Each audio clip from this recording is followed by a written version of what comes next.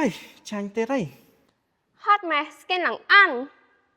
ជុំ Mobile Legends ចេញ skin ថ្មីទៅអស់ពេកហើយនឹង friend ចាស់តែងពេកអត់ ចេះតែ friend តែងតាមណាវ នេះតែងតាម Beer Mobile ហ៎ឡើយជាបញ្ហាទៀតហើយជាមួយ Beer Mobile អាចបញ្ចូលពេកបានដោយខ្លួនឯងសុវត្ថិភាព 100% ហើយសំខាន់ណាស់បញ្ចូលភ្លាមទទួលបានភ្លាម ជួយប្រិយខ្ញុំចូលទៅតាម Beer Mobile តិចមើល វិធីងាយៗគ្រាន់តែមាន app Beer Mobile ចូលទៅកាន់មុខងារ payment រួចចុច entertainment ជ្រើសរើស game Mobile Legends បញ្ចូល username និង zone ID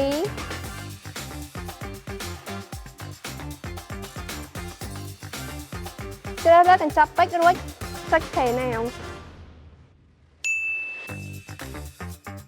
ឃើញអត់ងាយៗអញ្ចឹងបញ្ចូលពេជ្របានតែខ្លួនឯងហាថ្លៃគេបោកទេ ទាញយក Bill Mobile ឥឡូវនេះ